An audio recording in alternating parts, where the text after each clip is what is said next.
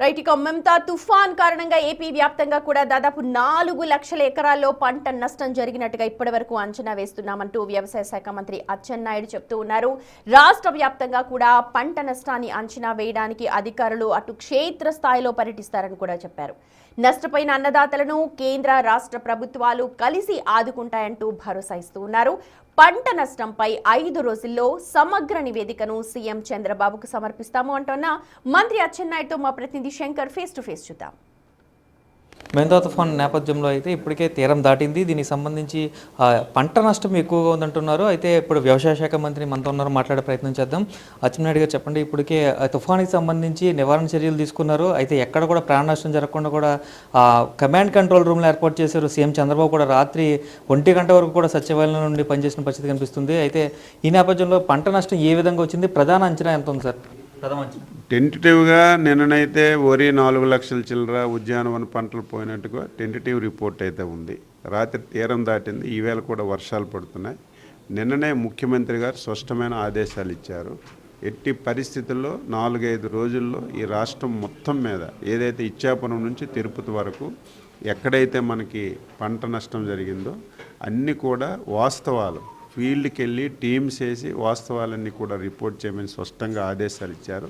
అందులో భాగంగా ఈరోజే డిపార్ట్మెంట్తో కూడా నేను రివ్యూ తీసుకొని టీంలు వేసి వాస్తవ రూపం అంతా కూడా తెలియచేయమని స్పష్టమైన ఆదేశాలు ఇచ్చాం.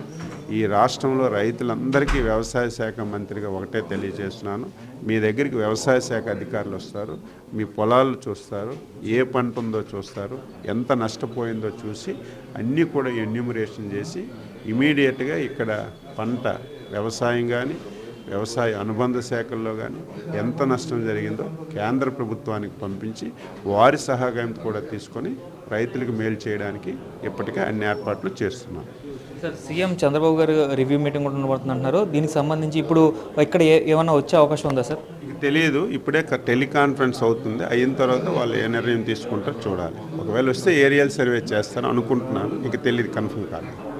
అదేవిధంగా చూసుకున్నట్లయితే తీరం దాటిన తర్వాత 24 గంటల సేపు కూడా దీని ఎఫెక్ట్ ఉంటుందంటున్నారు. అంటే ఇంకా ఎక్కువ పంటలు నష్టపోయే అవకాశం ఉంది. అంటే వీధిగాలు వేస్తున్న నేపథ్యంలో ఇంకా ఎలాంటి నష్టం జరగదు. ఈసారి నేను చాలా తుఫాన్లు చూశాను. ఈసారి విచిత్రంగా ఉంది. ఎక్కడ తీరం దాటిందో అక్కడ గాలి లేదు, వర్షం లేదు. ఎక్కడైతే తుఫాన్ లేదు అక్కడ వర్షాలు విపరీతంగా పడుతుంది. ఇక్కడ మనకుంది, తీరం మన దగ్గరే దాటింది. రాత్రి మనం చూసాం, నేను సాయంత్రం నుంచి గాలి ఆగిపోయింది, వర్షం కూడా చాలా తక్కువ, డ్రిజిలింగ్ లాగా ఉంది. అదే మనకు గుంటూరు, ప్రకాశం, అదేవిధంగా నెల్లూరు చూస్తే విపరీతం వర్షాలు పడుతున్నాయి. అదేవిధంగా మనకి నంద్యాల చూస్తే విపరీతం వర్షాలు పడుతున్నాయి. కాబట్టి మనకి ఎక్కడైనా సరే తీరం దాటిన తర్వాత కొద్ది గంటల సేపు గాలి వర్షం వస్తుంది. కాబట్టి దాన్ని కూడా దృష్టిలో పెట్టుకొని ఎక్కడైతే మనం కేంద్రాలు పెట్టామో కేంద్రాలన్నీ కొనసాగిస్తున్నాం. ఏవైతే ప్రజలందరికీ తీసుకొచ్చి మనం శిబిరం పెట్టాం, శిబిరాలు కొనసాగిస్తున్నాం. మళ్ళీ నార్మల్స్కి వచ్చినంత వరకు ఈ యంత్రాంగం అంతా పనిచేస్తుంది. నార్మల్స్కి వచ్చిన తర్వాతే మనం రెగ్యులర్ కార్యక్రమంలోకి వెళ్తాం తప్ప అంతవరకు ఇదే పని మీద అందరం పనిచేస్తున్నాం. ఇది చూసుకున్నట్లయితే ఏదైతే 5 రోజుల్లో యుద్ధ ప్రాతిపదికన అయితే దీనికి సంబంధించి ఇప్పటికే నష్టపరిహారానికి సంబంధించి కానీ ఎంత నష్టపోయారని కానీ పూర్తి స్థాయిలో అయితే ఒక నివేదిక తయారు చేసి సీఎం చంద్రబాబుకి ఇవ్వనున్నట్లుగా అయితే వ్యవసాయ శాఖ మంత్రి అచ్చెన్నాయుడు తెలుపుతున్న పరిస్థితి ఇక్కడ కనిపిస్తుంది. కెమెరామెన్ రవితో శంకర్, బిగ్ టీవీ.